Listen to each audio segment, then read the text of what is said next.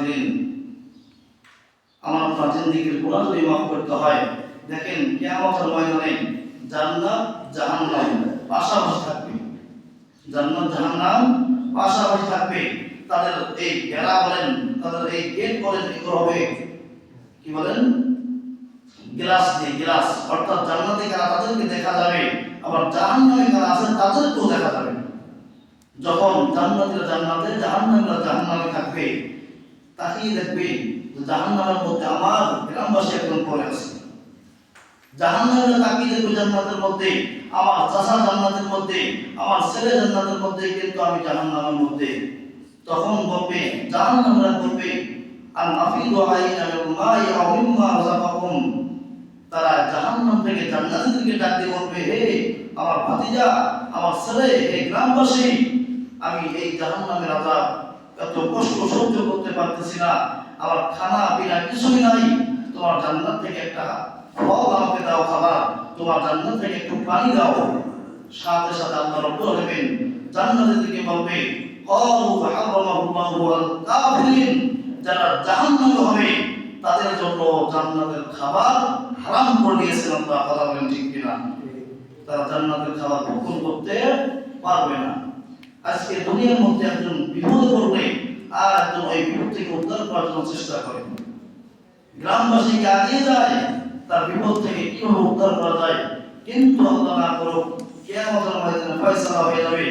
যদি আপনার চাচা, যদি আপনার এলাকাবাসী জাহান্নামে ছিটকে পড়ে যায়, আপনি হাজার চেষ্টা করলেও সেখানে কোনো উপকার, কোনো ফায়দা হাসিল করতে পারবেন না। এই জন্য দুনিয়া হচ্ছে ওই আখিরাতের, দুনিয়া হচ্ছে ওই কিয়ামতের ময়দানে বাঁচার জন্য দুনিয়া আল্লাহ আপনাকে পাঠিয়ে দিয়েছেন। কিছু জিনিস আল্লাহ, কিছু দিন, কিছু নিয়ম নীতি আল্লাহ আমাদেরকে ফিট করে দিয়েছেন। যদি এইগুলো আপনি কাজে লাগাইতে পারি, যদি কাজে লাগাইতে পারি, আশা করা যায় আল্লাহ সুবহানাহু ওয়া তাআলা আমাকে আপনাকে মাফ করে দিবেন। এজন্য আর সামনে হয়তো 21টা অথবা 20টা রোজা, আজকে 9 রোজা চলতেছে, হয় 29টা অথবা 30টা, বাকি যে রোজাগুলো আছে আমরা সকলেই সঠিকভাবে আদায় করব তো ইনশাআল্লাহ।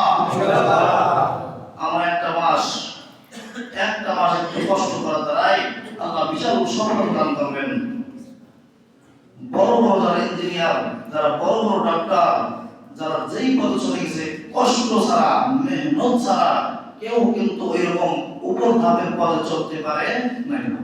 একজন এমপি হতে গেলে যে কত পরিশ্রম করতে হয়, মানুষের দরজা দিতে হয়। একজন চেয়ারম্যান হতে গেলে মানুষের দরজা দিতে হয়।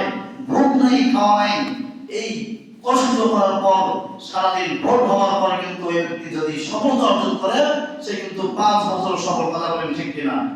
তো এই দুনিয়ার মধ্যে যদি আমি আপনি 50 বছর একটু কষ্ট করতে পারি, 70 বছর একটু কষ্ট করতে পারি, যেখানে লা ইয়ামুতু আবাদা, জান্নাতের মধ্যে কোনো মরণ থাকবে না, ওই দুনিয়া কবর জিন্দেগির শেষ আছে, শুরু নাই।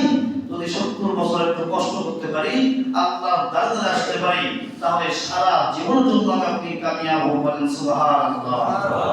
মুআজ্জাজ হাজিরিন, এজন্য আল্লাহ সুবহানাহু ওয়া তাআলা আমাদের সকলকে এই মাহে রমজান মাসের রোজাগুলো, ইফতার তারাবিগুলো সময় মতো নিয়ম নীতি অনুযায়ী পালন করার তৌফিক দান করুন। সকলে বলেন আল্লাহুম্মা আমিন।